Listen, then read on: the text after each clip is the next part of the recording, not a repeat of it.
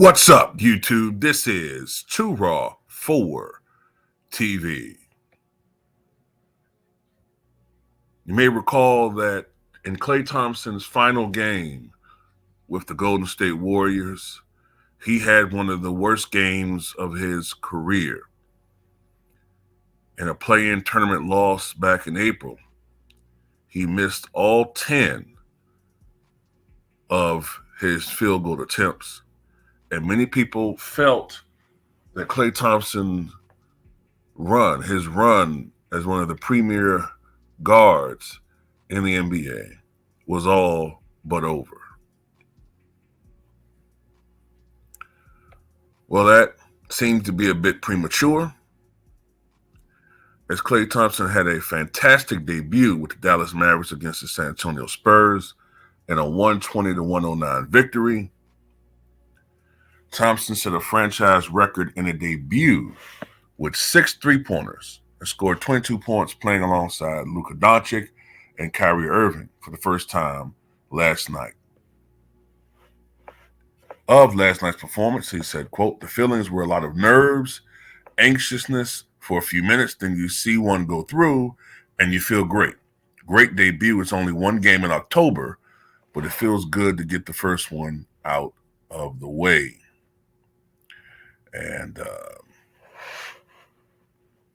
like the sluggish Dallas team that shot 36% in the first half, Thompson missed 4 shots in a row after making his first two, before hitting his first 3 in what turned to be a preview of the second half. Thompson scored 14 points after the break and was 4 or 5 from three-point range, as Dallas went 13 for 21 from 3 after making just 6 for 23 in the first half. The 5-time All-Star and 4-time champ with the Warriors also had 7 rebounds and 3 steals. That's a high rebound total for Klay Thompson.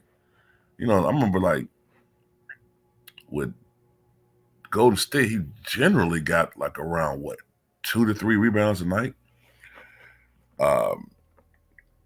Look, I mean, I've always been a big Klay Thompson fan.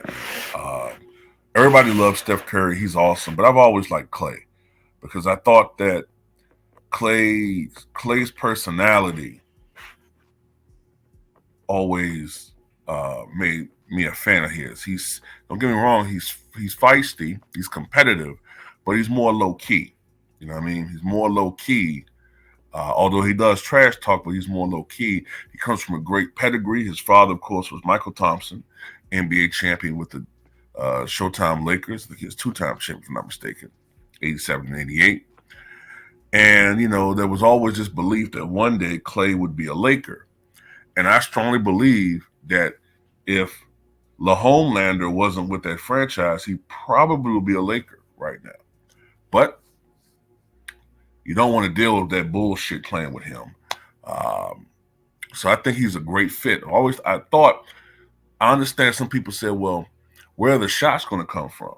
If he's playing with Kyrie and he's playing with Luka, where are the shots going to come from? But the thing is, even though those two guys are great scorers, they're also very good facilitators.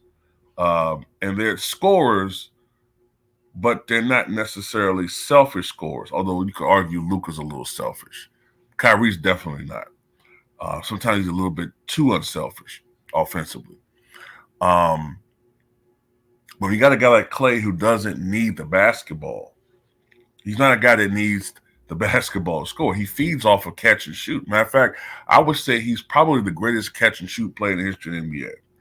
So he should thrive playing with this team. He's going to get a lot of wide open shots. The thing is, at this stage of his career, post injuries, will he be as consistent as he once was? I don't know about that.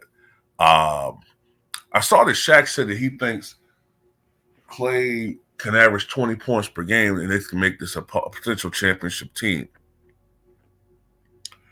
I don't know if he's going to average 20, but if he shoots the way he shot last night, he could.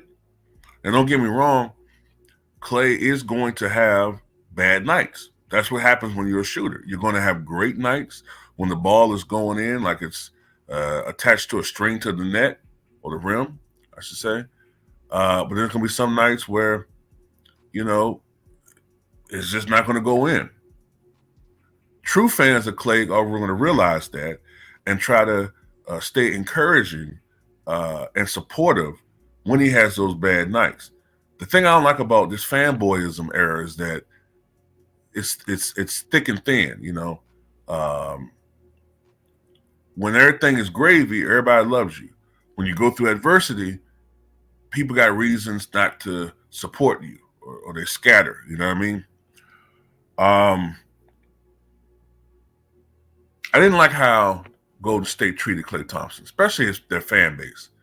I thought they were very inappreciative. I thought they were being very ungrateful. I remember many times Klay Thompson, I hate to use this cliche, but he saved the day a lot of times in Golden State. He sure did. There were many playoff games within the game where, even though Steph Curry was clearly a better player than him, but at the end of the day, he wouldn't have won none of those championships without Klay Thompson. Remember, Steph Curry never won a championship without Klay Thompson. People say, well, Jordan never won a championship without Pippen. Steph never won a championship without Klay Thompson. Matter of fact, I think he only went to the playoffs once without Klay. Once, maybe? I'm trying to think, is that even true? Maybe that's not even true. I gotta look that up. But anyway, can this team win a championship? Who knows? They definitely got more firepower. The Western Conference is loaded. OKC is going to get nothing but better, especially after that trade. Russ is going to be a big asset for the Denver Nuggets, although I hate that they lost, some pieces, in particular KCP. Lakers are going to be fake, but, they're going to get steroids from the NBA, a la calls, non-calls, and free throws. You have the Timberwolves, but they're starting to look like, as I predicted, that cat trade, they were going to be on the loser end of it, and I still believe that. And get the Kings and get other teams as well, obviously. But much success to Klay. I wish nothing but success for Klay Thompson. And tell me what you guys think.